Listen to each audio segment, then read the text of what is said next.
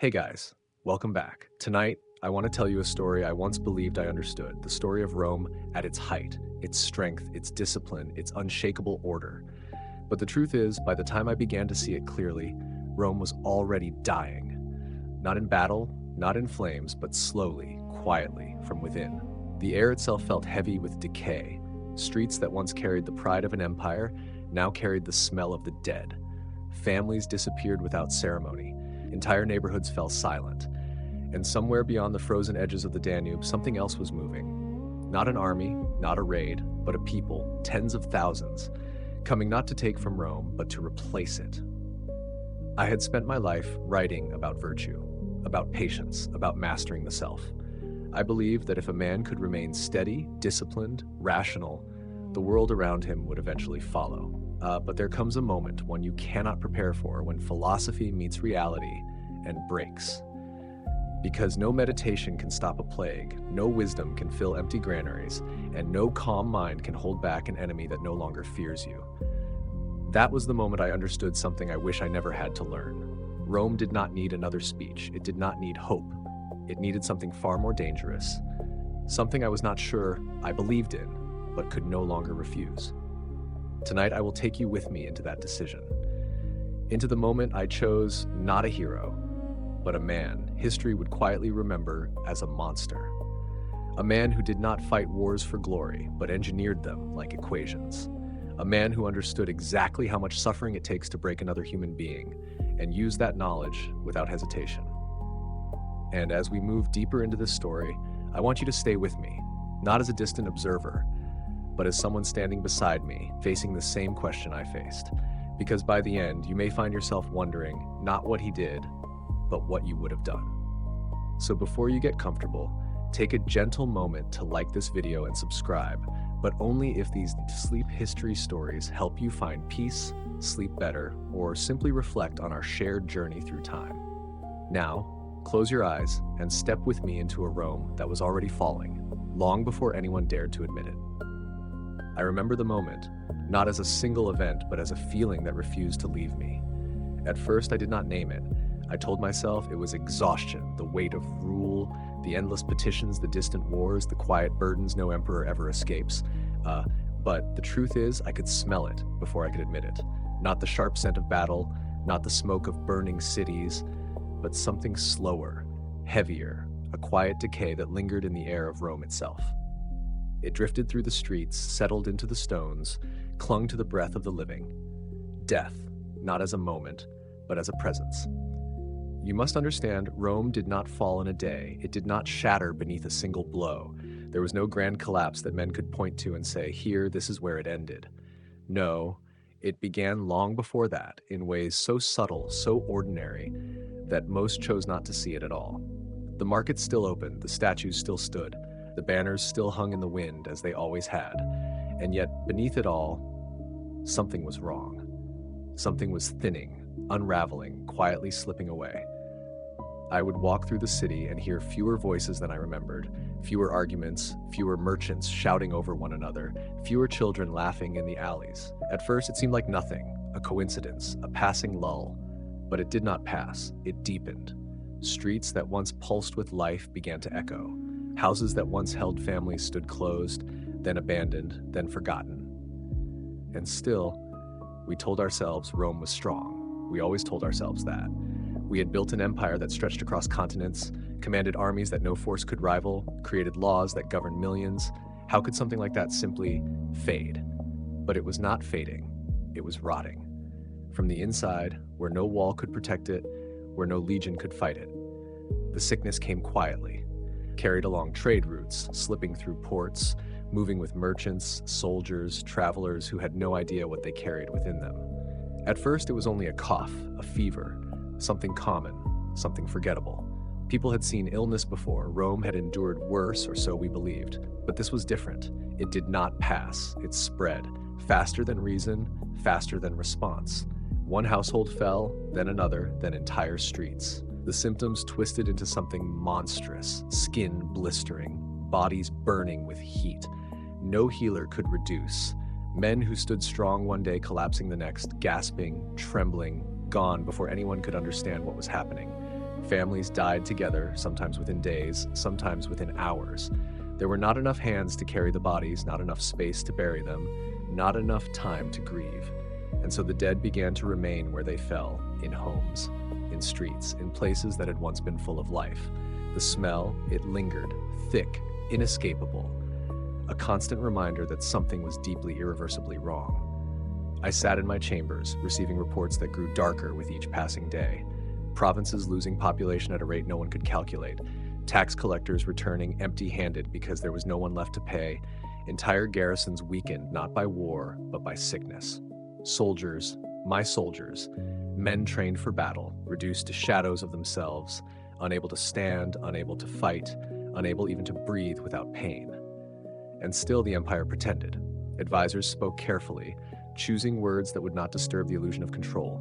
They blamed the seasons, the weather, the movement of people, anything but the truth. But I could see it, even when they would not say it. Rome was not under attack. It was bleeding from wounds it could not close. I had spent years studying discipline, teaching myself to remain calm in all things, to accept what I could not change, to act only where reason allowed. But there are moments, rare and terrible, when reason itself begins to fracture. When you realize that what is happening is beyond philosophy, beyond control, beyond anything you have prepared yourself to face. And in that moment, sitting alone, surrounded by silence that once would have been filled with life, I understood something I did not want to accept. Rome was already dying, and most of its people did not yet know it. I had always believed that a man could endure anything if only he learned to master himself, that discipline was armor, that calm was strength, that reason, if held firmly enough, could steady even the most violent storms. I wrote those thoughts carefully, shaped them into words I hoped would last beyond me, reminders to myself that no matter what the world became, I could remain unchanged within it. I told myself that fear was a choice, that anger was a failure of control, that suffering, when understood correctly, could be endured without breaking the soul. And for a long time, I believed it, truly believed it, because philosophy is comforting when the world still behaves in ways you can recognize. But Rome no longer behaved like anything I understood. The sickness did not listen to reason. It did not respect discipline. It did not pause for reflection. It did not care how calm a man appeared as he faced it. It simply moved from body to body, from house to house, from city to city, indifferent to thought, indifferent to virtue. I would sit reading my own words about patience, about acceptance, about the illusion of control.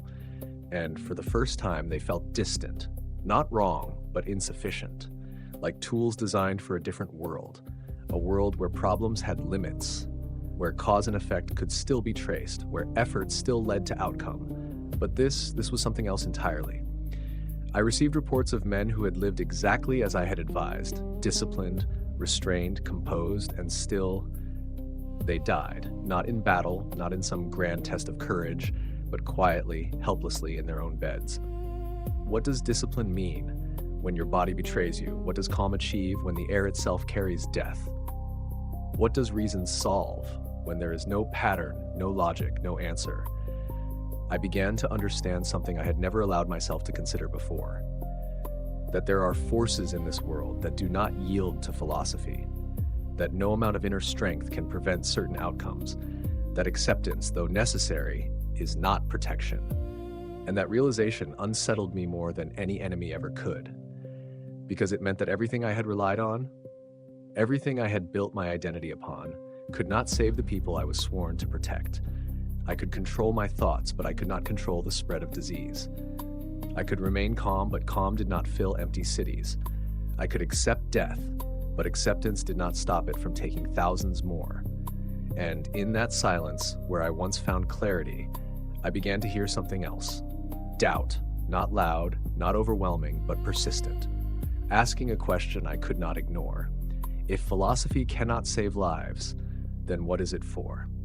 And more dangerously, what must replace it when survival itself is at stake? I did not abandon my beliefs. I could not. They were the only structure I had left within me.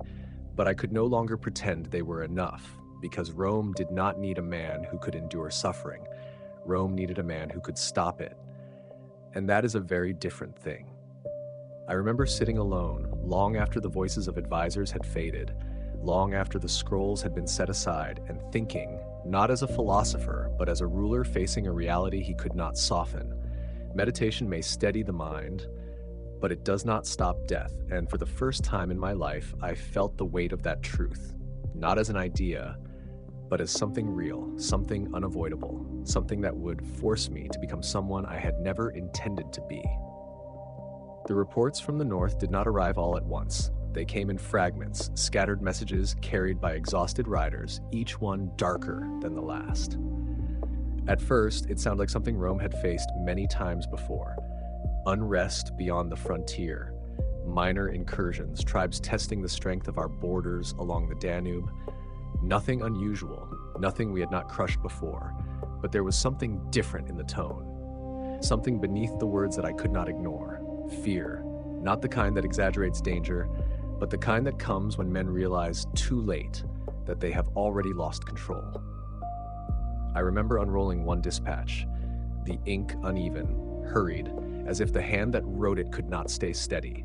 Forts abandoned without orders, patrols missing, never returning, entire units reduced to half their strength, not by battle, but by sickness and desertion. The line that had held for generations, that invisible boundary Rome had trusted as if it were eternal, was beginning to break. And when a line breaks, it does not shatter cleanly. It unravels, slowly at first, then all at once. The Danube, once our shield, now felt like a gate left open. And on the other side, something was gathering. At first, we spoke of them as raiders. That was the language Rome understood. Small bands crossing the river, striking quickly, taking what they could, then retreating into the forests. But the reports kept coming, and they did not describe raids, they described movement. Constant, deliberate, unrelenting movement south. Scouts began to report numbers that made even seasoned commanders hesitate before repeating them. Tens of thousands, then more. Not just warriors, but families, wagons, livestock, entire lives being carried forward across the frozen ground. This was not an army preparing for battle, this was a people on the move. And that realization changed everything. Because an army can be defeated, it can be pushed back, scattered, broken. But a migrating people, a nation in motion, cannot simply be turned away. They do not come to take, they come because they have nowhere else to go, and they do not stop until they find a place to become something new. I remember standing over the maps, tracing the line of the Danube with my hand, imagining what it meant for that barrier, that symbol of Roman control, to no longer hold, imagining those masses of people pouring through the gaps, not with the urgency of a raid, but with the certainty of a future they believed already belonged to them. They were not coming for gold, not for slaves, not for glory. They were coming for land, for cities, for the very idea of Rome itself, to take it, to reshape it, to erase what came before them and replace it with something of their own. And for the first time, I understood the scale of what we were facing. This was not a war that would be decided in a single battle, not a campaign that could be ended with one victory. This was something far more dangerous, because it was not driven by ambition, it was driven by necessity. And necessity does not retreat. The commanders along the frontier began to panic. Some sent urgent pleas for reinforcements, knowing even as they wrote that none would come in time. Others abandoned their positions, pulling back without orders, trying to salvage what little remained of their forces. Signal towers went dark, one after another, until entire stretches of the frontier fell silent. And from those silent spaces, the stories began to spread. Villages erased, fields burned, not as an act of war, but as a consequence of movement. Survivors dragged away, not for ransom, but because they were simply in the path of something that would not stop. The people of Rome began to hear these whispers, and like all whispers, they grew, twisting into something larger than truth, something closer to dread, an enemy that could not be seen clearly, but could be felt approaching, step by step. And in the midst of all this, I sat, listening, watching, understanding something that no report could fully express. This was not an invasion, it was a replacement. Rome was not being attacked, it was being moved aside. And there is a difference between those two things that changes how a man must respond. because you cannot negotiate with a force that believes it is the future. You cannot intimidate people who have already lost everything behind them. And you cannot stop a tide by standing still in its path. In that moment, as the weight of those reports settled into me, I realized something I had been trying to avoid. The sickness within Rome was not the only threat. It was only the beginning. Because while we were weakening, something beyond our borders had been watching, waiting, counting every sign of our decline. And now it was moving. Not to challenge Rome, but to become what came after it. There are moments in a man's life when the truth does not arrive as a revelation, but as a quiet, unwelcome certainty. It does not strike like lightning. It settles slowly, heavily, until it becomes impossible to ignore. And when it came to me, it did not feel like wisdom. It felt like something breaking. I had spent years believing that Rome's strength came from its mind, from its order, from the discipline that held millions of lives together under a single structure. I believed that reason, carefully applied, could solve any crisis, that morality upheld without compromise could guide us through even the darkest times. But as I sat there, surrounded by reports of death, of collapse, of movement from the north that would not stop, I began to see something I had never allowed myself to see before. Rome was not dying because it lacked intelligence. Rome was not failing because it had lost its sense of right and wrong. Rome was dying because those things no longer mattered, not in the way I had hoped they would, not in the way I had built my life around, because there are moments when the world no longer responds to virtue, when discipline does not inspire, when calm does not reassure, when reason does not persuade. There are moments when survival demands something else entirely, something far colder, far more direct. I remember looking at the maps again, the Danube broken, the north pouring in, the interior weakened by sickness, the armies reduced, scattered, uncertain. And I asked myself a question I had never asked before. Not what is right, not what is just, but what is necessary.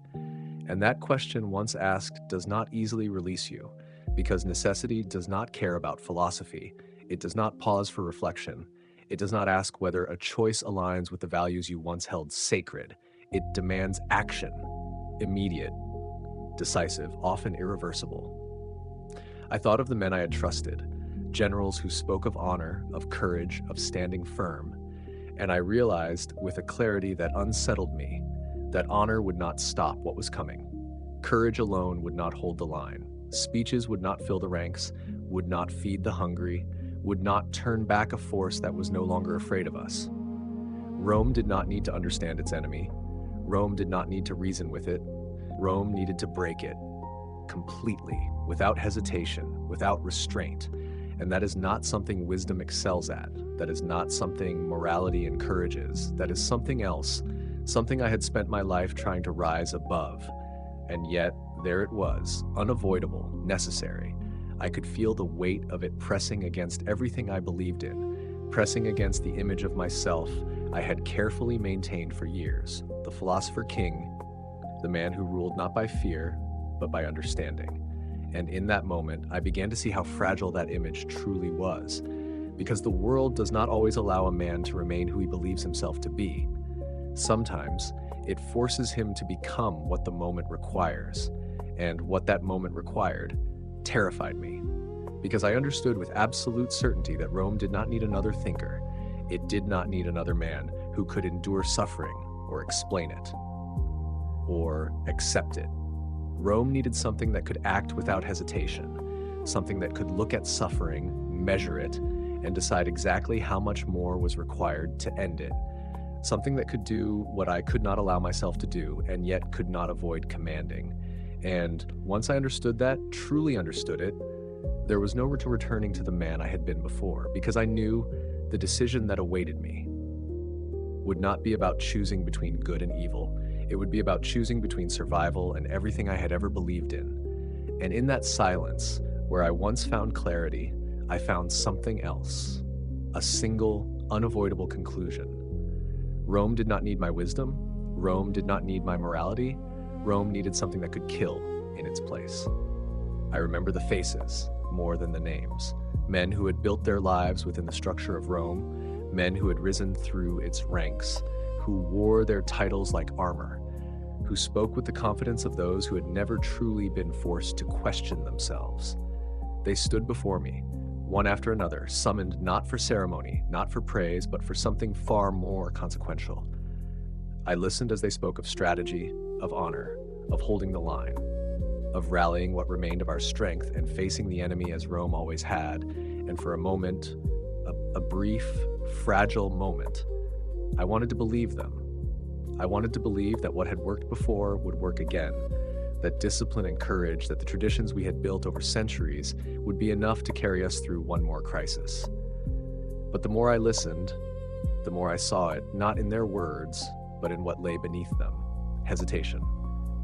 Not fear of death, but fear of responsibility, fear of making a decision that could not be undone. They spoke of battle as if it were still something familiar, something contained, something that could be shaped by will alone. But this was not that kind of war. This was not an enemy that could be defeated by meeting it head-on, by standing proudly in formation and trusting that order would prevail. And as I looked at them, truly looked, I realized something I had not wanted to admit. None of them were prepared to do what was necessary. They were capable men, many of them, disciplined, experienced, respected, but they were still bound by something that no longer fit the world we were facing. They were bound by the need to be seen as honorable, to be remembered as righteous, to act within lines that had always defined what it meant to be Roman. And those lines were now the very thing that would lead us to ruin, because what was coming did not respect those boundaries. It would not pause because we chose to act with restraint. It would not falter because we refused to cross certain lines.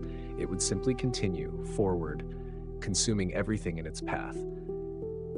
And I understood, with a clarity that left no room for comfort, that the men before me, for all their strength, would hesitate, and in that hesitation, Rome would die. I remember one of them, a decorated commander, speaking with conviction about the need to inspire the troops, to remind them of who they were, to give them something to believe in, and I could see it. The belief that words, that meaning could still shape the outcome of what was coming. And once, perhaps that would have been enough. But now, belief was not the problem. Survival was, and belief does not stop hunger. It does not stop disease. It does not stop a force that has already decided it will replace you. I did not interrupt them. I let them speak. I let them present their plans, their visions, their hopes for how this could be turned around. And when they were finished, when the room had settled into that quiet expectation that follows confidence, I felt something within me shift, not violently, not suddenly, but with a kind of finality that I could not ignore. Because I knew, in that moment, that I could not choose any of them, not because they were weak, but because they were still trying to be good men. And what Rome required now was not goodness, not honor, not restraint. It required something else entirely, something they were not willing to become, and perhaps something I had spent my entire life trying not to become myself. I dismissed them one by one, offering no explanation that would satisfy them, no reassurance that would make sense of what they must have felt: confusion, frustration, perhaps even insult. But I could not explain it to them.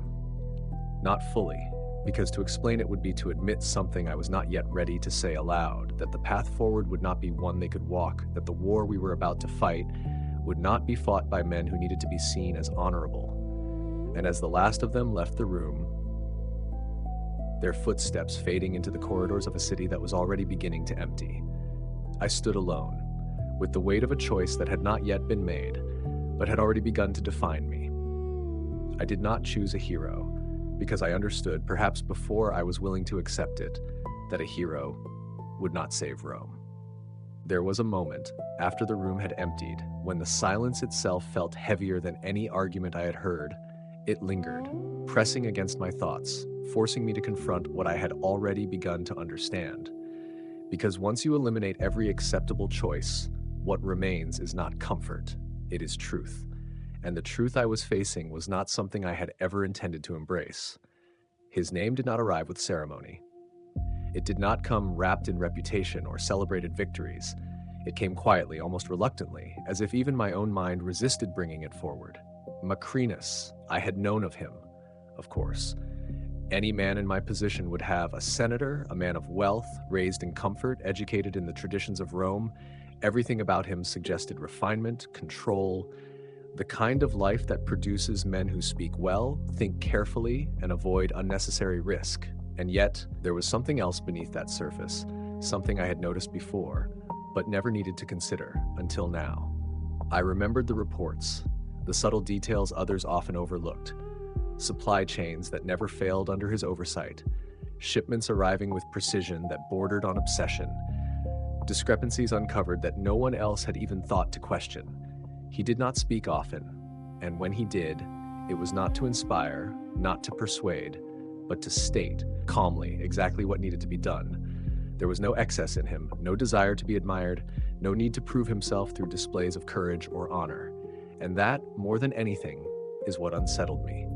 Because in Rome, men are shaped by how they are seen, by reputation, by legacy, by the stories that follow them long after they are gone. But Macrinus seemed untouched by all of that. He did not seek glory. He did not seem to care whether his name would be remembered or how it would be spoken when it was, and in another time that might have made him irrelevant. But in this moment, it made him something else entirely. I began to understand, slowly, carefully, that what set him apart was not strength, not charisma, not even experience in the way others measured it. It was clarity. A kind of clarity that strips away everything unnecessary, everything that does not directly contribute to the outcome. I recall one particular discussion long before this crisis, when others debated the merits of a campaign, weighing honor against risk, tradition against adaptation, and he listened quietly until the room had exhausted itself, and then with a voice so even it almost seemed detached from the conversation, he reduced the entire matter to a single point: what works and what does not. Nothing more. No embellishment, no appeal to values, no attempt to align the decision with what Rome believed itself to be. Only the result at the time.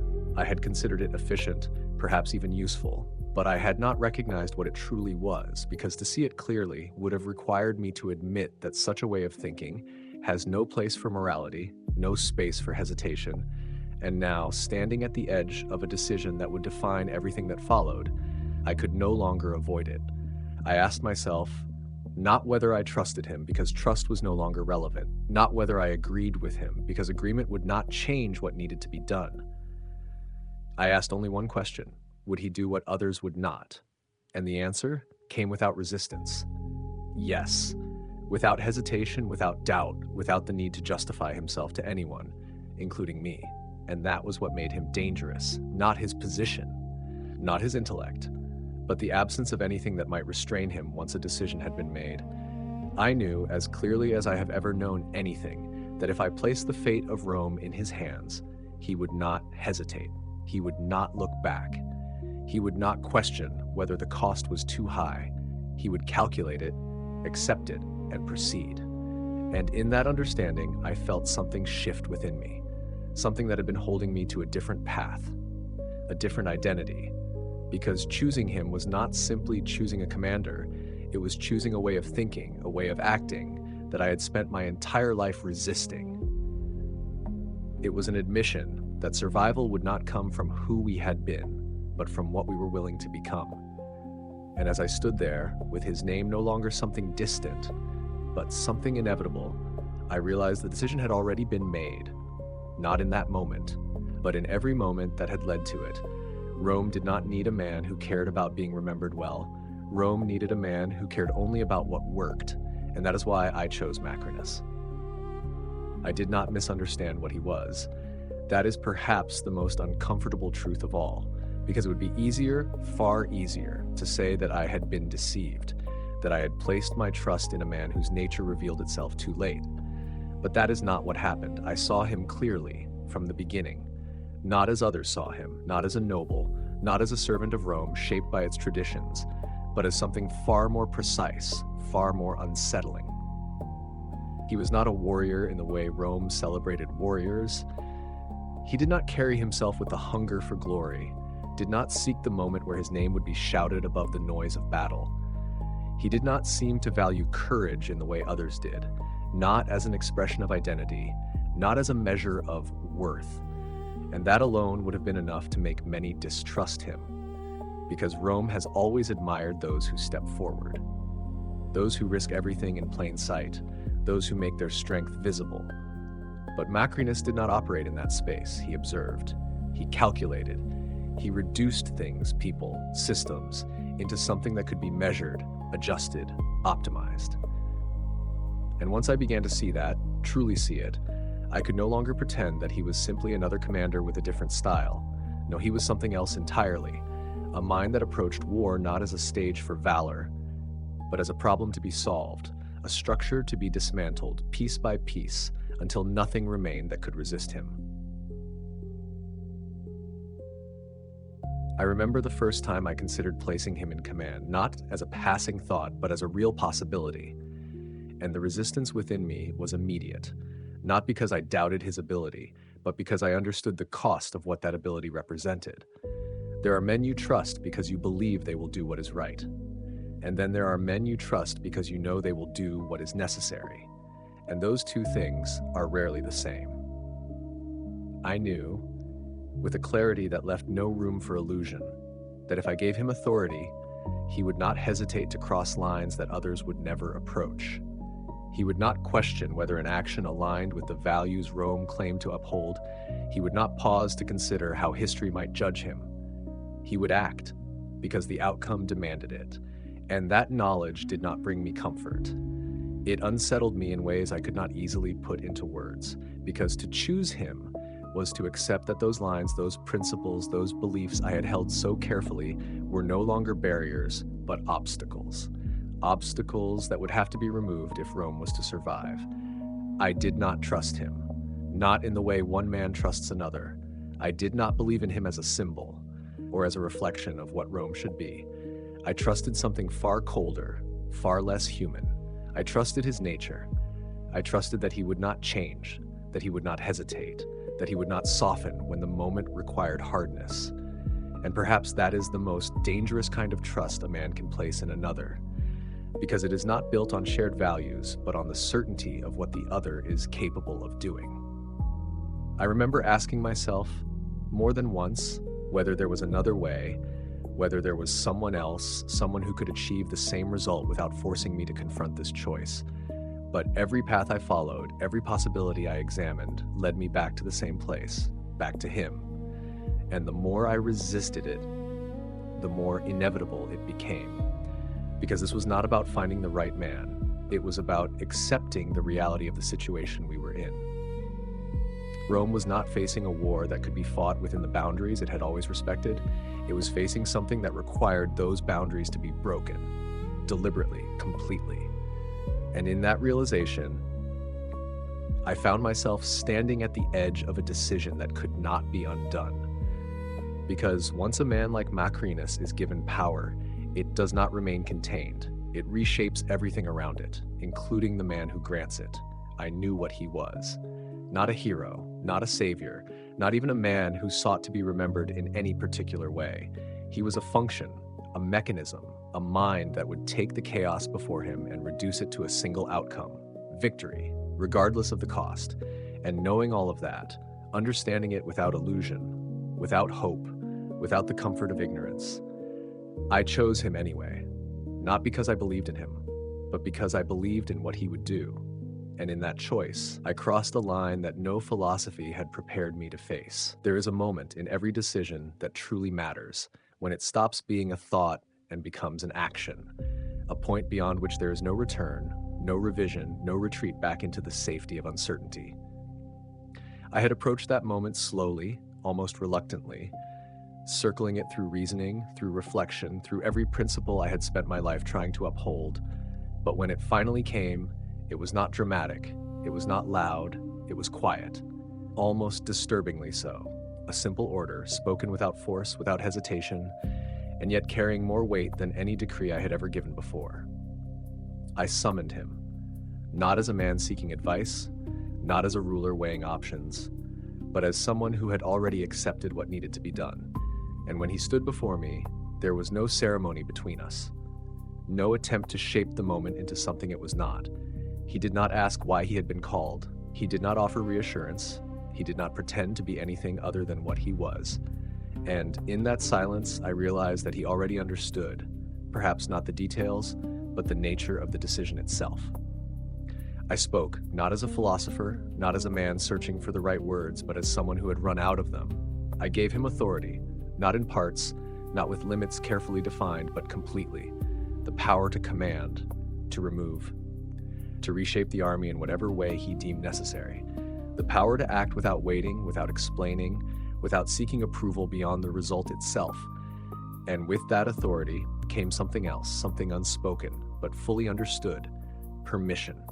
Permission to do what others would hesitate even consider: to kill, not just the enemy, but those within our own ranks who stood in the way, to replace men not based on status, but on function, to tear apart structures that had stood for generations if they no longer served their purpose, to dismantle what Rome had been in order to preserve what it might still become. I did not list these things, not one by one. I did not need to, because men like him do not require detailed instruction. They require only clarity and the absence of restraint, and I gave him both. I remember the moment after I finished speaking, the brief pause, where something within me expected, perhaps hoped, for resistance, for hesitation, for some sign that the weight of what I had just done would be acknowledged. But there was none. He simply inclined his head, not in submission, not in gratitude, but in recognition, as if a calculation had been completed and the outcome had been accepted. And then he turned and left, without a word more than necessary. And in that moment, as the sound of his steps faded, I felt something I had not anticipated. Not relief, not certainty, but a kind of emptiness, because the decision had been made, fully, irrevocably, and there was nothing left to consider, only consequences that had yet to unfold. I stood there, alone, in a space that suddenly felt unfamiliar, as if something essential had shifted, not in the world, but within me. Because for all the years I had spent shaping myself, defining who I was, grounding my actions in philosophy, in restraint, in the belief that a man could remain whole even under pressure, I now understood that there are choices that change that definition entirely, that redraw the boundaries of what you are willing to become. And I had crossed one of those boundaries, not by accident, not in a moment of weakness, but deliberately, with full awareness of what it meant. I could no longer pretend that I was acting within the same framework that had guided me before, because I had just given another man the power to do what I could not reconcile within myself, and that realization settled into me with a clarity that left no room for denial. I was no longer the man who simply reflected, who observed, who sought to understand and accept the nature of things. I was the man who had chosen action over principle, outcome over belief. I was the one who had given the order, and in doing so, I had become something else entirely. I was no longer a philosopher. I was the one who commanded what needed to be done. I had expected weakness. I had prepared myself to hear of losses, of sickness, of a frontier strained beyond what it could endure. But what he found, what he described when the first reports returned to me, was something far worse than any enemy gathering beyond the river. It was not an army, not in any sense that Rome would recognize. It was a graveyard dressed in armor. I remember reading the words slowly, deliberately, as if moving too quickly might make them less real. Tents sagging under snow and neglect, men lying where they had fallen, too weak to stand, coughing blood into the dirt, their weapons rusting beside them as if abandoned by their own purpose. The lines that once held discipline, formations that once moved as a single body, had dissolved into scattered clusters of survivors. Men not waiting for orders, but waiting for the end. And beneath it all, the sickness lingered, not just in their bodies, but in the space around them. The air itself, thick with it, carried through breath, through touch, through the very ground they stood upon. I had seen death before on battlefields in the aftermath of campaigns, but this was different. This was not the violence of war. It was decay, slow, unrelenting, indifferent to courage, indifferent to strength. And as I continued reading, the picture grew clearer and more unsettling, because the sickness alone did not explain what I was seeing. There was something else, something far more dangerous, hidden beneath it: corruption. Not as a rumor, not as isolated incidents, but as a structure, embedded so deeply into the army that it had become indistinguishable from its function. Supplies that never reached the men who needed them, diverted quietly, consistently by those entrusted to manage them. Reports inflated, numbers altered, realities reshaped on parchment to preserve reputations rather than reflect truth. Officers who had purchased their positions, not earned them, sitting in relative comfort, while the men they commanded deteriorated just beyond the walls of their tents. And it was not just corruption, it was neglect, a failure not of ability, but of will. Routines abandoned, patrols skipped, training reduced to gestures without meaning. The habits that once defined Roman discipline, replaced by something hollow, something performative, something that existed only to maintain the illusion that the system still functioned.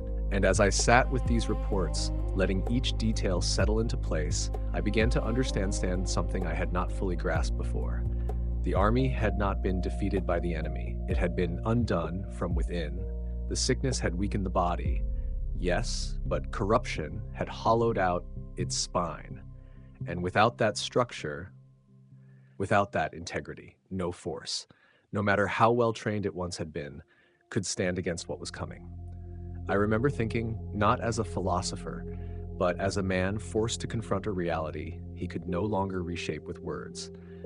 We had spent so much time preparing for threats beyond our borders, building walls, training legions, refining strategies, all focused outward, and yet the true collapse had begun somewhere else entirely, inside the very system we believed was unbreakable.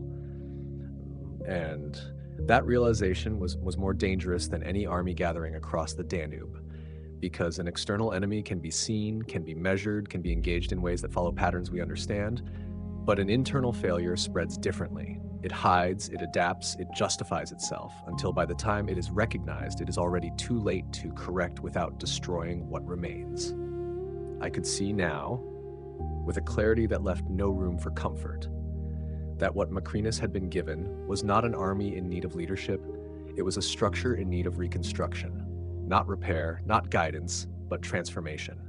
And in that understanding, another truth followed, one that I could not ignore, no matter how much I might have wished to. The enemy we feared beyond the frontier was not yet the greatest threat to Rome. The greatest threat was already inside it. Wearing our armor, carrying our standards, and slowly, quietly bringing everything down from within. I knew he would act, but I did not fully grasp how completely he would abandon everything that resembled hesitation. There are men who arrive at a broken system and attempt to mend it, to preserve what can still function, to repair without destroying, to guide without shocking the structure into collapse. That is what I might have done. That is what most men would have done. But Macrinus did not come to repair. He came to remove, and what he removed, he did so without anger, without spectacle, without any trace of emotion that might suggest this was personal. It was not. To him, it was simply necessary. The first command he gave was not to train the soldiers, not to reinforce the perimeter, not to prepare for the enemy that continued to move south. He ordered an assembly, every officer, every soldier, every servant attached to that camp, brought together into a single space, and what followed was not a speech.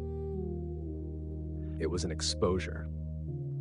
I was told how he stood before them, not shouting, not attempting to inspire, but speaking in a tone so controlled, so measured that it forced every man present to listen, not out of respect, but because they sensed something irreversible was about to occur.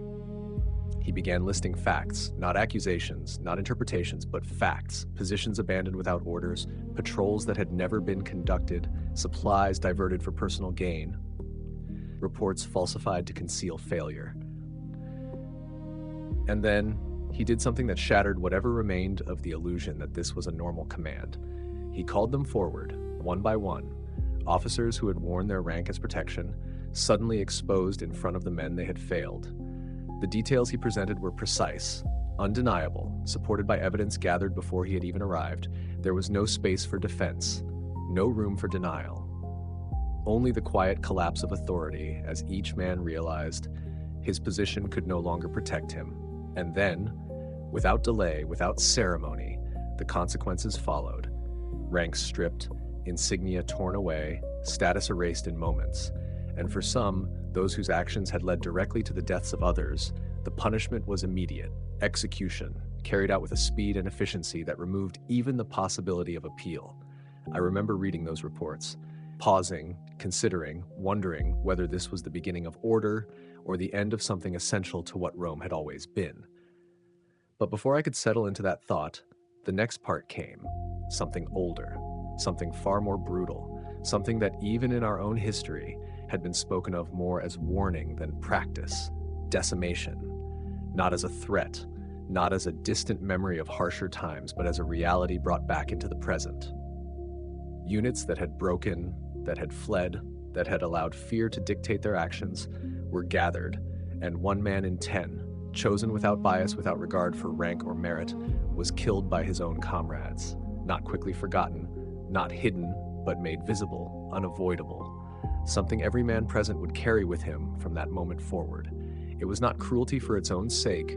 There was no satisfaction in it, no attempt to justify it as anything other than what it was. A recalibration, a violent correction of a system that had lost its ability to enforce itself, and what unsettled me most was not the act itself, but the absence of emotion surrounding it. There was no anger in his decisions, no trace of personal judgment, no indication that he derived anything from what he was doing beyond the result. He did not punish because he hated them. He punished because they were no longer functional. And once something ceases to function, in his mind, it must be removed completely. I began to understand then, more clearly than ever before, that what I had set in motion was not simply a change in leadership. It was the dismantling of an entire way of operating. The old system, built on connections, on reputation, on the slow accumulation of influence, was being stripped away, piece by piece, not adjusted, not reformed, but erased. And in its place, something else was forming. Something leaner, harsher, more direct, a structure where value was measured not by who a man was, but by what he could do. And as I considered this, sitting far from that camp, yet feeling its consequences ripple through every report that reached me, I realized that this was only the beginning. Because once a system is broken down this completely, there is no return to what it was before, only a path forward, into something entirely different, something that no longer resembles what it replaced. And as I reflected on that truth, I understood that Macrinus had not come to lead the army I had known. He had come to destroy it and build something else in its place, something that would not hesitate, because hesitation had already proven to be fatal. What followed was not recovery, not in the way most men understand it. There was no attempt to restore what had been lost, no effort to rebuild the army in the image it once held. Macrinus did not believe in returning to the past. He believed in constructing something that had never existed before, and to do that, he began at the only place that mattered, the foundation. I remember the reports describing how he moved through the camp, not as a commander seeking recognition, but as an observer, measuring, calculating, reducing everything he saw into patterns that could be changed. He did not begin with speeches or promises or even discipline in the traditional sense. He began with people. Not who they were, not where they came from, not what name they carried, but what they could do. Soldiers who had been overlooked, passed aside because they lacked the right connections, were brought forward, elevated, placed into positions where their ability finally mattered. Veterans, men who had endured years of fighting on the frontier, who understood not glory but survival, were pulled from obscurity and given command, and those who had once relied on status, on birth, on influence, found themselves removed, quietly, completely, replaced by men who could function under pressure, who could act without hesitation. There was no announcement, no justification offered to soften the transition. The message was simple and absolute. Value is determined by function, nothing else. And once that foundation was established, he turned to something far less visible, but far more important, the system that sustained the army itself, because he understood in a way that few commanders ever truly do, that war is not won by moments, it is won by continuity, by the ability to move, to endure, to operate longer than the enemy can withstand. And that requires more than courage. It requires structure. I watched as the reports detailed his next actions, and at first, they seemed almost trivial, almost beneath the scale of what we were facing. Inventories, counts, measurements. Every sack of grain recorded, every wagon accounted for, every piece of equipment inspected. Not as a formality, but as a requirement. Discrepancies were not tolerated. They were eliminated. Anyone who falsified numbers, who hoarded supplies, who disrupted the flow of resources, was removed immediately, not warned, not corrected, removed. And as that system began to take shape, something else followed: stability, the kind that had been absent for so long that many had forgotten what it felt like. Food began to arrive when expected, not occasionally, not unpredictably, but consistently. Water sources were secured, protected, and when necessary, relocated to ensure they remained usable. The contamination that had spread sickness through the camp was addressed not with hope, but with action. Latrines rebuilt, placed at distances that prevented further spread. Sanitation enforced not as a suggestion, but as a requirement. And then, something even smaller, something that most would overlook entirely. The boots.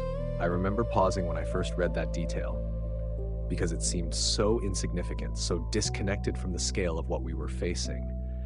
But to him, it was not small, because an army that cannot walk, cannot fight, soldiers who had been moving in pain, dragging themselves across ground that should have been covered with precision, suddenly found themselves able to move again, not faster at first, but without resistance. And that changed everything, because movement is control, and control is survival.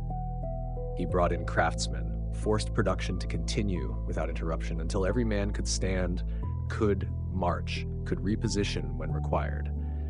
And with that, something began to shift. Not dramatically, not in a way that could be declared, but gradually, quietly.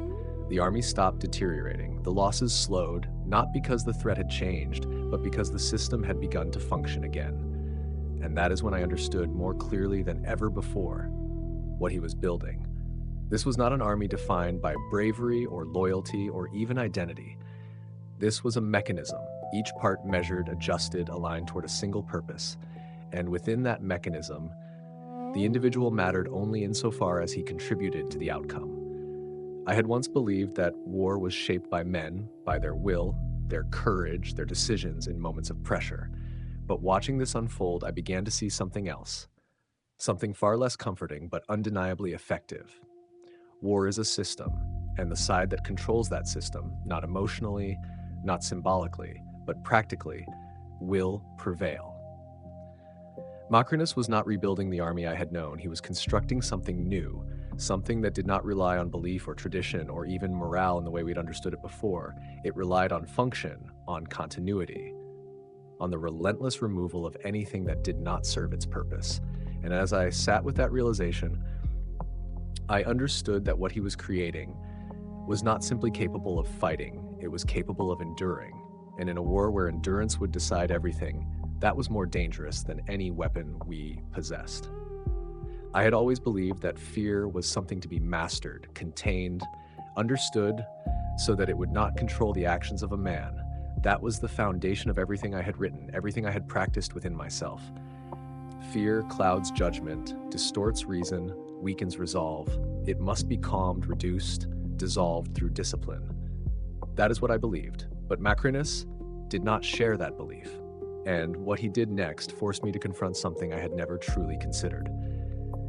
That fear, when left unrestrained, is dangerous, but when directed, it becomes something else entirely, something powerful, something that can shape behavior more effectively than any command.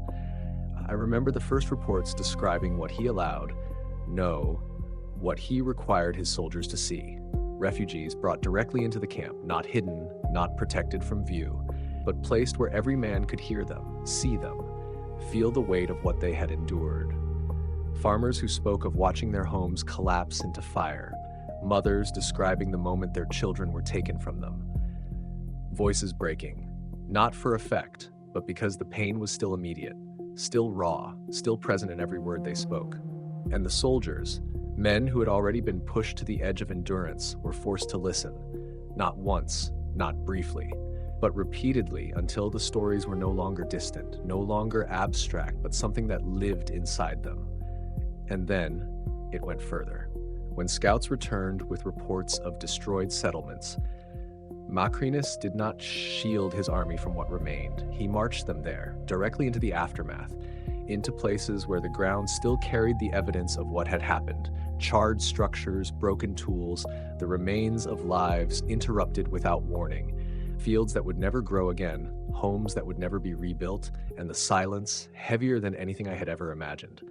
I was told that some men could not stand it, that they turned away, that they became physically ill at what they saw, but they were not allowed to leave. They were made to look, to understand, to absorb every detail, because this was not about information, it was about transformation. And then, as always, he spoke, not loudly. Not with the force of someone trying to inspire, but quietly, directly, in a way that left no space for interpretation. This is what reaches your family. If you fail, there was no embellishment, no attempt to soften the reality, only the connection, immediate, unavoidable, between what they were seeing and what awaited everything they cared about if they did not hold the line. And in that moment, something changed. Not suddenly, not in a way that could be measured easily, but undeniably. Fear, which I had spent my life trying to control, was no longer something to be suppressed. It was something to be harnessed, redirected, focused, transformed into a force that moved men forward instead of holding them back. I began to understand, slowly, reluctantly, that what he was creating was not morale, not confidence, not even courage in the traditional sense. It was something far more primal. That survival, stripped of philosophy, stripped of identity, reduced to its most basic form, the need to protect, to endure, to prevent the destruction of what lies behind you. And that instinct, once awakened, does not hesitate, it does not question, it does not seek meaning, it acts relentlessly. And as I considered this, as I allowed myself to follow the implications of what he had done, I felt a distance growing between the army I had known and what it was becoming. Because this was no longer a force guided by ideals, by the image of Rome as something worth defending in the abstract. It was something else entirely, a structure driven by instinct, by fear sharpened into purpose, by the understanding that failure was not defeat, but annihilation. And in that realization, I saw the final piece of what he had been building. Not just a system, not just a mechanism, but a force that could not afford to hesitate, that could not afford to think in the way I had always believed was necessary. This was no longer an army, in the sense that Rome had always understood it. It was something closer to a living response, a reaction shaped by pressure, by threat, by the constant awareness that there was no alternative but to endure. And as I sat with that understanding, I could not deny what had become clear to me. This was not discipline in the form I had practiced, not courage as I had defined it, not even loyalty in the way Rome had always valued it. This was survival, refined, focused, weaponized. And once that transformation is complete, there is no returning to what came before, because a man who fights for survival does not fight the same way as a man who fights for honor, and an army built on survival becomes something far more difficult to break, something that no longer needs to be inspired, only directed. And that, more than anything, was what made it dangerous. There are decisions that appear as weakness, even to those who make them. Decisions that, when seen from the outside, resemble surrender, retreat, the quiet admission that something has already been lost. And when Macrinus began to move the army south, away from the frontier, away from the very line that Rome had defended for generations, I felt the weight of that perception settle over everything. Because Rome does not retreat, it does not abandon ground. It does not yield what it has claimed without a fight. That is what we have always believed, what we have taught, what we have built our identity upon. And yet, that is exactly what he did. He did not advance. He did not meet the enemy at the Danube. He did not gather what remained of our strength and attempt to hold the line in some final demonstration of resolve. He turned away, deliberately, methodically, without any attempt to disguise what was happening. And as the orders spread, as garrisons began to withdraw, as fortified positions were emptied, something else began to spread with them. Doubt, confusion, fear. Because to those watching, to those who did not understand what he was building, it looked like collapse, like the beginning of the end. I remember the messages that followed, voices from within the empire, not from the battlefield, but from cities, from provinces, from men who had never seen the full scope of what we were facing, but could feel its consequences moving closer. They spoke of panic, of rumors that Rome had lost control of its borders, that the north was open, that the enemy was advancing without resistance. Merchants began to hide their wealth, to prepare for flight, to move what they could further south, away from what they believed would soon be lost.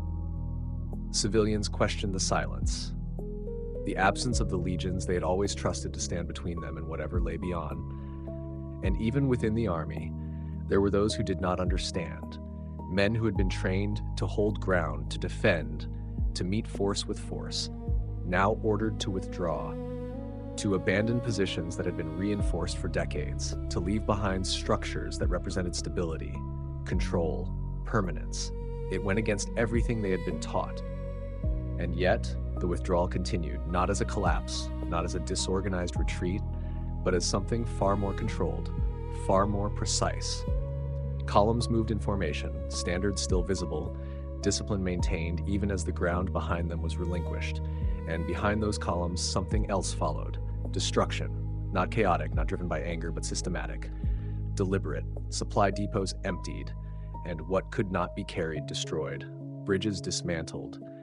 Watchtowers brought down, anything that could serve the advancing force removed or rendered useless. Fields stripped, resources relocated, structures left hollow, unable to sustain anyone who might attempt to use them. It was not the kind of destruction that comes with rage, with vengeance, with the desire to punish. It was calculated, designed not to hurt, but to deny. And as I began to understand this, truly understand it, I realized what he was doing. He was not retreating in the sense that Rome would define it. He was reshaping the battlefield, removing everything that would allow the enemy to function, to sustain itself, to move with the same certainty that had driven it across the river. But from the outside, none of that was visible. All that could be seen was absence, empty fortresses, silent towers, roads no longer guarded. And absence is interpreted in only one way, as weakness, as defeat, as the beginning of collapse. And that perception spread faster than any order could counter, because people believe what they can see, and what they could see was Rome stepping back, yielding space, abandoning what it had once held without question. I felt that perception reach even into the center of power, into the voices that surrounded me, advisors who spoke carefully, but whose concern was impossible to conceal. They questioned the strategy, not directly, not in a way that would challenge authority, but in the subtle ways that doubt reveals itself, asking whether we had enough strength to recover, whether we were risking too much by giving up so much without resistance. And I understood them, because even I, knowing what I knew, could feel the weight of it. The unease that comes when action contradicts everything you have been taught to believe. Because this was not a war that would be won by appearing strong. It was a war that required appearing weak, convincingly, completely. And that is a far more difficult thing to sustain, because strength reassures, it unifies, it gives those who follow you something to hold on to. But weakness, even when intentional, erodes confidence, invites fear, creates the impression that something has already been lost beyond recovery. And that was the risk, not just that the enemy would advance, but that Rome itself would begin to believe that it had already been defeated.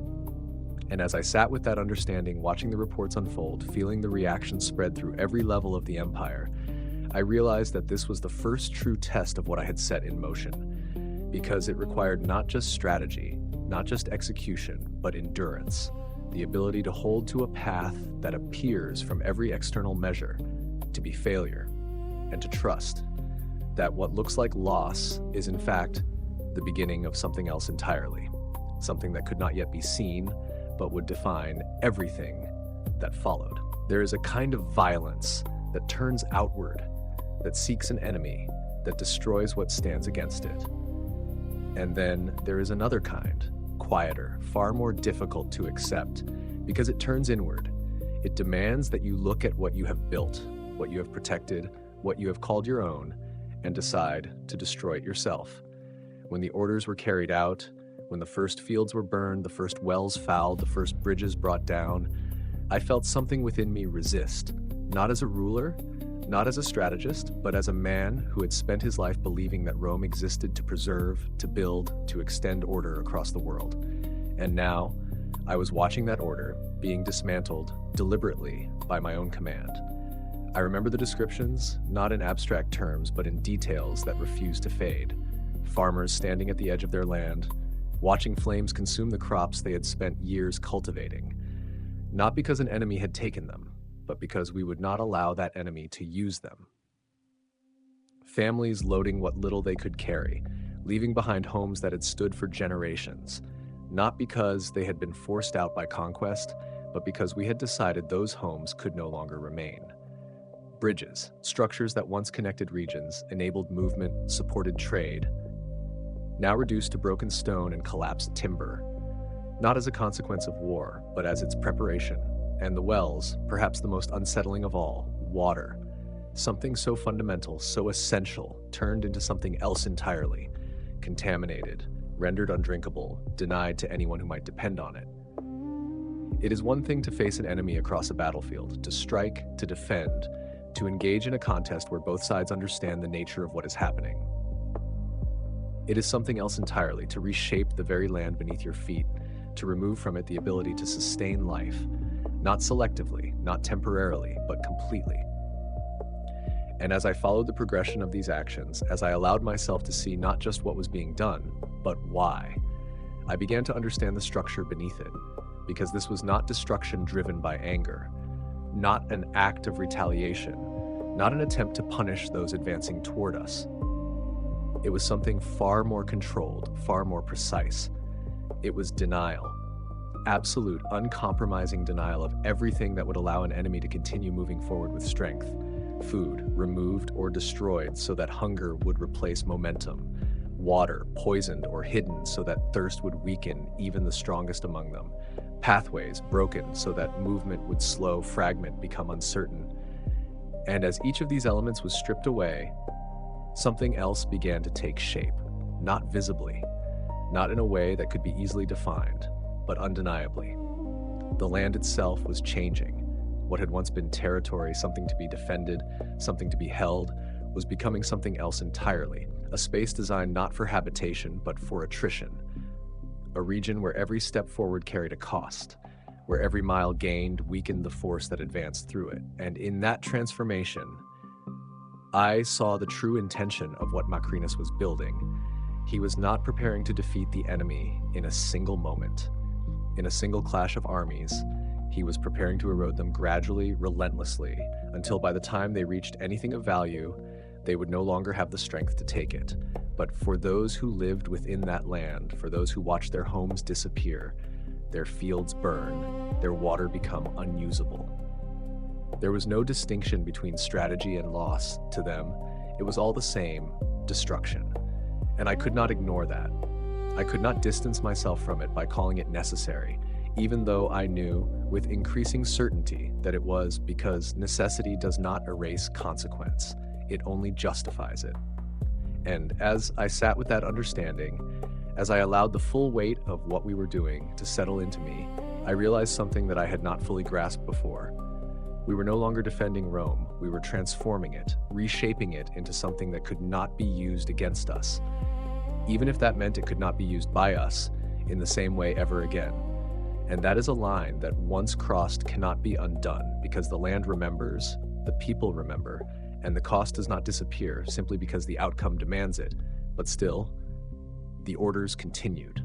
The fires spread, the wells were sealed, the bridges fell, and with each action, the path behind us became emptier, harsher, less capable of sustaining anything that followed, until what remained was no longer the Rome we had known, but something else entirely, something that could not support life, but could very effectively destroy it. And in that realization, I understood the full shape of the war we were now fighting. It would not be won by strength alone, not by courage, not by the ideals we had once believed defined us. It would be won by control, by the ability to decide who survives and who does not. not just on the battlefield, but across the very ground on which the battle would be fought. And that, more than anything, is what transformed Rome, from a place to be defended into a weapon to be used. At first, there was nothing to see, no clash of armies, no lines forming on open ground, no signal that the war had truly begun in the way Rome had always understood it. And yet, something was happening, something quiet, almost invisible but undeniable in its effect. The reports began to change, not in their urgency, but in their nature. They no longer spoke only of movement, of numbers, of positions advancing south. They began to describe absence of food, absence of water, absence of certainty. I remember reading one account, then another, then many more, each one carrying the same pattern, the same slow unraveling of what had once seemed unstoppable. The enemy was moving, still, but not as before. Not with the confidence of a force that believed victory was inevitable, but with something else creeping into their ranks: hesitation. And behind that hesitation, something far more destructive: hunger. It did not arrive all at once, not in a way that could be resisted with strength or dismissed with resolve. It crept in gradually, day by day, reducing men who had crossed the river with certainty into something far more fragile. Food that should have been found was not there. Stores that should have sustained them had been emptied or destroyed. Animals that should have provided strength lay dead, unusable. And as the days passed, the body began to respond in the only way it could, strength fading, endurance weakening, the distance between movement and collapse growing smaller with every step. And then, thirst. Perhaps more immediate, more unforgiving than hunger. Water sources that appeared from a distance revealed themselves as unusable, contaminated, carrying sickness instead of relief. Men who drank without knowing suffered the consequences, adding another layer of weakness to a force already beginning to fracture. And with hunger and thirst came something that no army can withstand for long: uncertainty. Because when a man no longer knows where his next meal will come from, where he can find water that will not harm him, where he can rest without fear of what surrounds him, the structure that holds him in place begins to loosen. Discipline fades, not because it is abandoned, but because it cannot be sustained under those conditions. And from that uncertainty, something else emerged, something I had not fully appreciated until I saw it reflected in every report that reached me. Fear. Not the kind that sharpens a man, not the kind that prepares him for battle, but the kind that spreads quietly from one mind to another until it becomes collective, until it begins to shape decisions, movements, outcomes.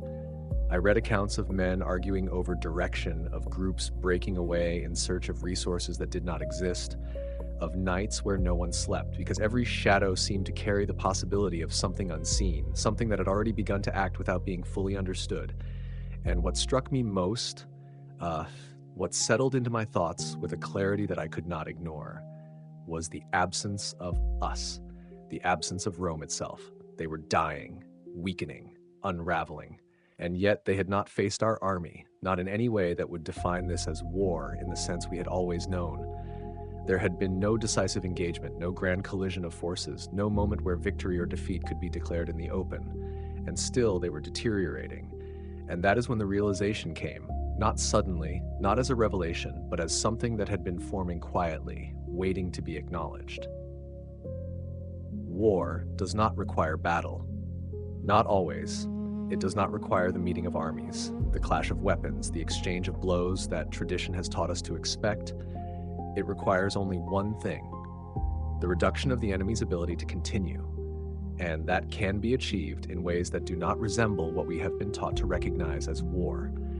I had spent my life thinking in terms of confrontation, of action, of decisions made in moments of visibility, where outcomes are shaped by what men do in the presence of one another. But now, I was watching something else unfold. A process, a series of conditions imposed so precisely, so completely, that the enemy was being defeated without ever being directly engaged. And as I sat with that understanding, allowing it to settle into the framework of everything I had believed before, I felt a shift, not just in how I saw this war, but in how I understood conflict itself. Because if victory can be achieved without battle, if an army can be broken before it ever meets you, then the nature of war changes entirely. It becomes less about strength, less about courage, and more about control of movement, control of resources, control of the environment in which the enemy is forced to exist. And in that realization, I understood what Macrinus had been building from the very beginning. Not an army designed to win battles, but a system designed to ensure that when battle finally came, it would no longer matter, because the outcome would have already been decided. And that, more than anything I had seen before, forced me to confront a truth I could no longer ignore, that war can be won long before it is ever fought. There are moments when war abandons the light entirely and moves into something far more difficult to see and far more difficult to understand. By the time this next phase began, the enemy was already weakening, already stretched, already beginning to fracture under the pressure we had placed upon them. But Macrinus did not intend to wait for that process to complete on its own. He understood something I was only just beginning to grasp, that fear, once introduced, must be reinforced, shaped, expanded, until it becomes unavoidable.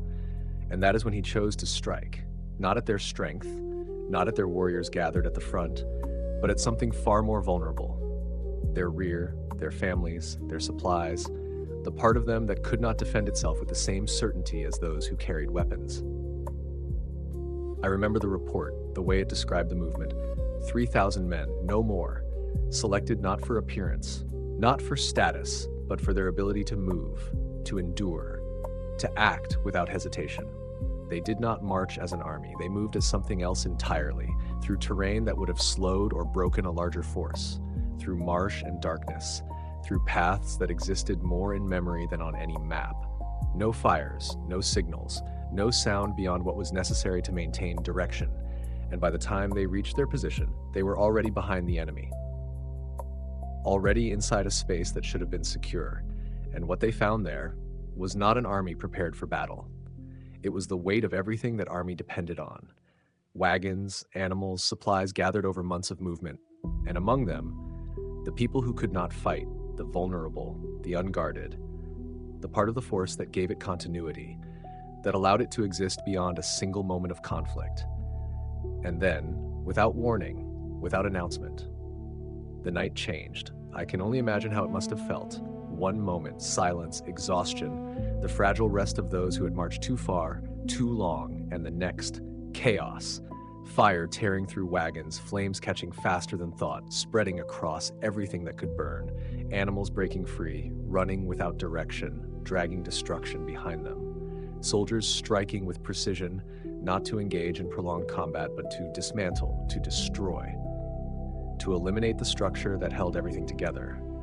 There was no pause, no hesitation, no attempt to hold ground or claim victory in the way armies usually do.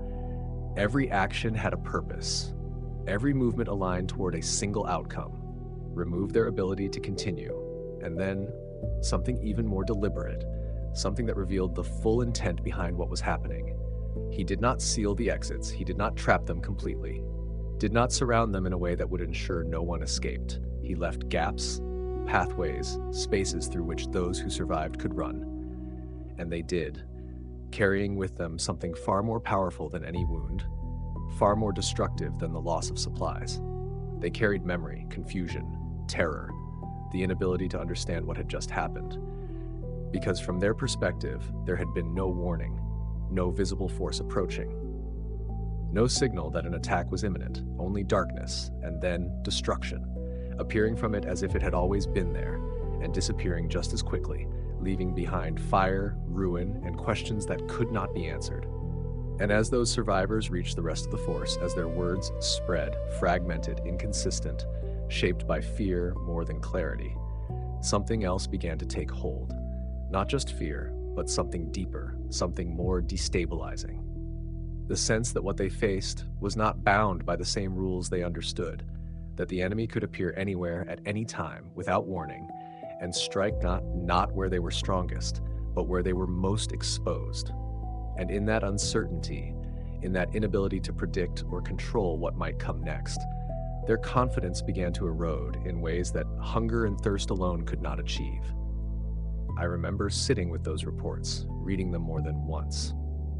Not because I doubted them, but because I was trying to understand the full extent of what had been done. This was not simply an attack. It was a message, a demonstration that the space behind them, the part they believed to be safe, was no longer protected, that nowhere within their movement, no matter how distant from the front, could be considered secure. And that realization, once it spreads through a force, changes everything. Because an army that no longer feels safe anywhere, does not think clearly, does not move with confidence, does not hold together under pressure. It fractures, slowly at first, then more rapidly, until cohesion itself begins to fail. And as I considered this, as I allowed the implications to unfold, I understood what Macrinus had achieved. He had extended the battlefield, beyond any physical boundary, into the minds of those who faced him. And in doing so, he had created something far more difficult to counter than any formation, any tactic, any visible threat. He had created a presence, something that could not be located, could not be predicted, could not be engaged directly, something that felt, to those experiencing it, less like an army and more like something that existed outside their understanding. And once that perception takes hold, once men begin to believe that what they face is not entirely human, not entirely bound by the same limitations, the same logic, the same rules, the war changes because fear at that level does not require evidence to sustain itself. It feeds on absence, on uncertainty, on the inability to see what is coming next, and in that environment, even the strongest force begins to doubt itself, and doubt is the beginning of collapse. There comes a point in a war like this when every decision begins to feel irreversible, when each step forward closes another path behind you, until what remains is not choice, but commitment. By the time we reached that moment, the enemy had already been drawn deeper than any force had dared to come before, step by step, mile by mile, pulled not by force, but by absence, by the emptiness we had left in their path. They followed it, because they believed it meant we were weakening, that Rome was retreating, collapsing, giving way to something inevitable. And in a sense, they were not wrong.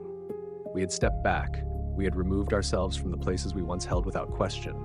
We had allowed them to move forward without resistance, without confrontation, without the kind of opposition they had expected from the beginning. And yet, every step they took was exactly where we intended them to go. I remember the moment I accepted that this would be the final stage, not as a sudden realization, but as something that had been forming quietly, becoming clearer with every report that reached me.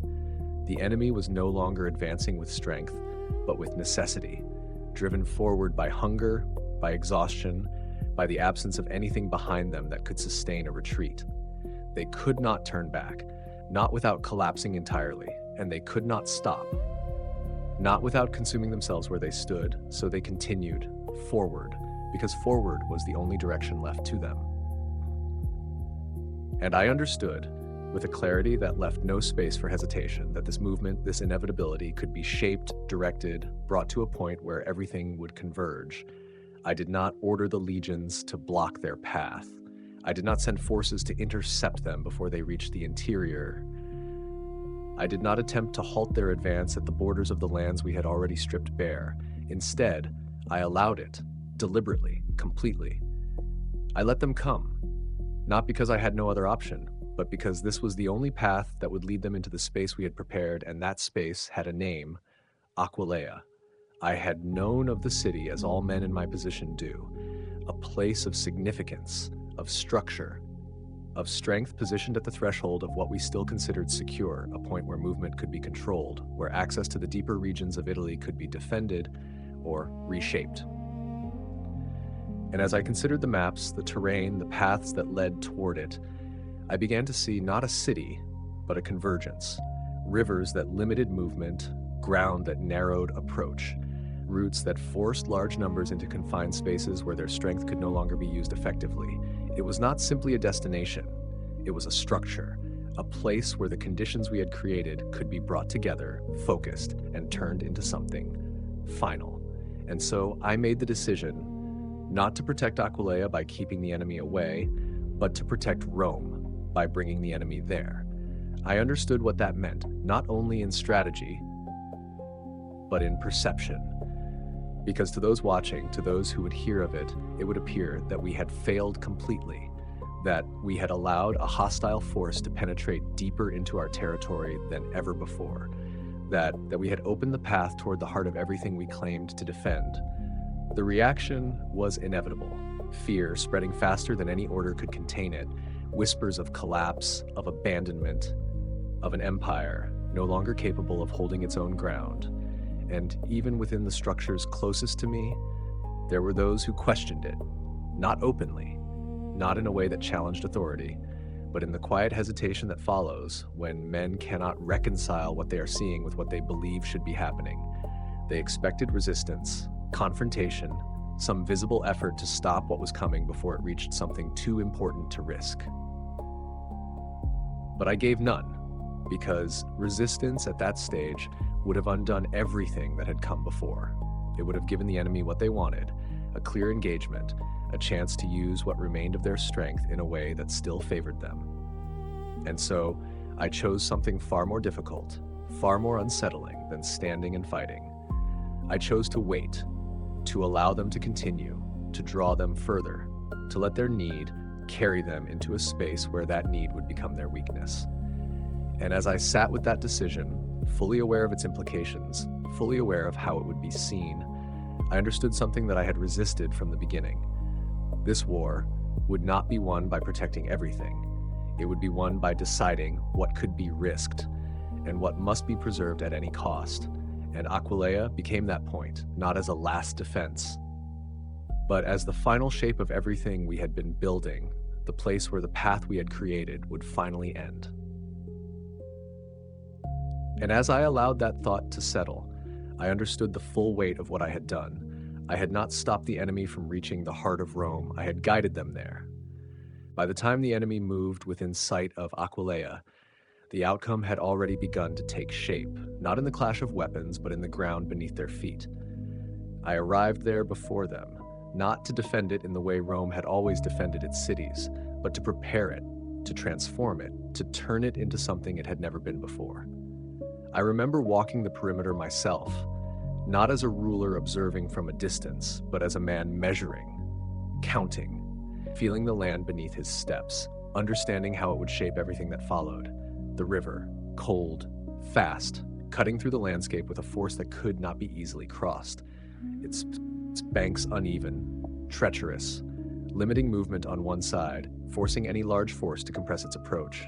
The hills, rising just enough to create elevation, to provide vantage, to anchor positions that could not be easily turned, their slopes uneven, broken, denying the smooth advance that an organized force depends on. And between these natural boundaries, the ground narrowed, subtly at first, then more decisively, guiding anything that moved through it into a space that could be controlled, shaped, and ultimately dominated. I saw it immediately. Not as terrain, but as structure. Something that could be built upon, layered, reinforced, until it no longer resembled a place to be held, but a mechanism designed to function in a specific way. And so the work began. Not with ceremony, not with declarations, but with labor, constant, relentless, precise, trenches carved into the earth, not randomly, but in patterns, lines that forced movement to slow, to break formation, to lose cohesion before contact was ever made.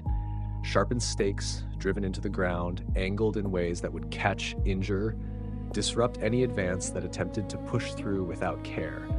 Barriers constructed from timber and stone, placed not to stop movement entirely, but to shape it, to guide it into narrower paths where numbers could no longer be used effectively. And behind each of these layers, something else waited. Men positioned not in open lines but in depth, arranged so that if one position faltered, another would take its place, not as a reaction, but as part of a design that anticipated pressure, that absorbed it, redirected it, and used it against the force applying it. And then the machines, artillery placed with care, not simply to fire upon an approaching force, but to control space, to make certain areas impossible to cross without loss, to break formations before they could ever reach the positions that mattered most.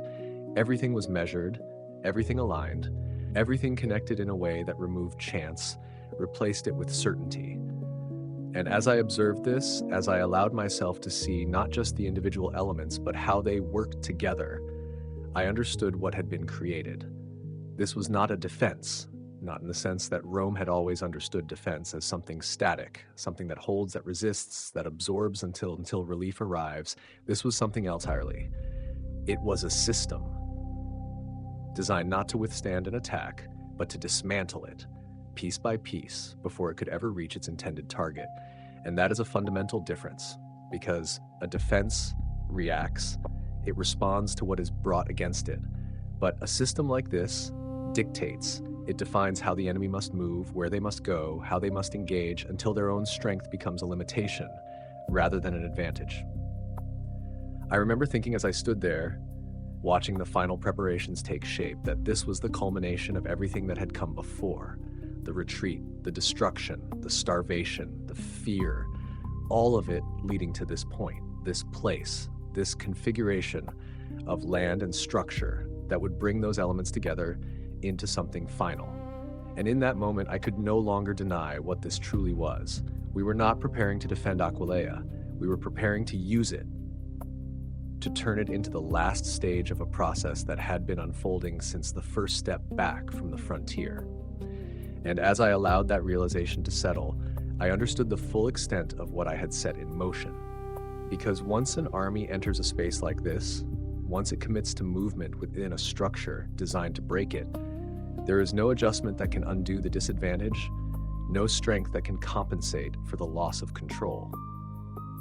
The outcome is no longer determined by who is stronger or braver or more numerous. It is determined by design, and in that design, I saw the final shape of the war we were fighting, not a battle to be won, but a conclusion to be executed. And Aquileia was no longer a city to be protected, it was the place where everything would end. By the time they reached Aquileia, they were no longer what they had been when they first crossed the river. Whatever strength had carried them forward in the beginning, whatever certainty had driven them south with the belief that Rome was already falling, had been stripped away piece by piece until what remained was something far more fragile and far more dangerous. I remember the reports describing their approach, not as a unified force, but as something worn down, stretched thin, moving because it could not stop, not because it still believed it would win. Hunger had already taken its place within them, not as a passing discomfort, but as a constant, gnawing presence that reshaped how they moved, how they thought, how they endured. Men who had once marched with strength now carried themselves with a kind of quiet strain, conserving what little energy remained, calculating each step not by distance, but by necessity. The animals that had once supported them, that had carried their supplies, their possessions, their sense of continuity, were fewer, weaker, some no longer able to stand at all. And without them, the burden shifted entirely onto the people themselves, slowing everything, fragmenting what had once been a continuous movement into something uneven, uncertain. And then the anger, not the sharp, immediate anger that comes from confrontation, but something deeper. Something that builds slowly, fed by every mile of emptiness, every ruined field, every poisoned well. They had expected resistance, battle, the kind of opposition that gives meaning to effort, that justifies hardship, that provides a clear enemy to face and defeat. Instead, they had found nothing, nothing to fight, nothing to conquer, nothing to claim as their own, only absence, only loss, only the constant realization that what they had believed would sustain them had already been taken away, and that anger, without a target, without a moment of release, began to turn inward, fracturing cohesion, creating tension, weakening the very structure that held them together. I read accounts of disputes, of arguments that escalated into violence, of decisions made not through coordination, but through desperation, and beneath it all, something even more final, something that could not be ignored. They had no way back, the path behind them. Stripped, burned, emptied, offered nothing, no resources, no safety, no possibility of retreat without collapse. And so they continued forward, not because it was the best option, but because it was the only one that remained. And then they saw it, Aquileia, Rising in the distance, solid, intact, everything they had been denied for so long suddenly visible again. Walls, structures, signs of life, smoke rising from within, suggesting warmth, food, water, everything that had been missing from their journey. And in that moment, something shifted within them. Not strength, not recovery, but hope. Fragile, desperate, but powerful enough to override everything else. Because hope, even when it is misplaced, can drive men further than strength ever could. They looked at Aquileia and saw an end to their suffering, a place where the movement would stop, where they could finally take what they needed to survive, where everything they had endured would be justified by what they were about to gain. And that belief, that moment of perceived salvation, is what made what followed inevitable. Because what they were seeing was not what awaited them. They saw a city, a target, a solution. But what stood before them was something else entirely, a structure designed not to sustain them, but to break them. Every path that led toward it, shaped, narrowed, controlled in ways they could not yet perceive. Every step forward, drawing them deeper into a space where their numbers would no longer matter, where their strength would be constrained, where their desperation would force them to act in ways that aligned perfectly with the design waiting for them.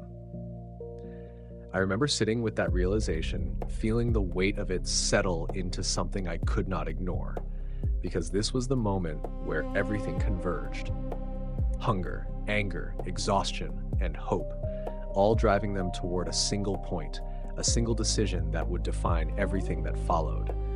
And they did not know, they could not know that what they were moving toward, what they believed would save them, was not relief, not recovery, not victory. It was the end of the path they had been forced to follow from the very beginning. And as I allowed that understanding to settle, I could not avoid the truth that came with it. They had come to Aquileia as men seeking survival.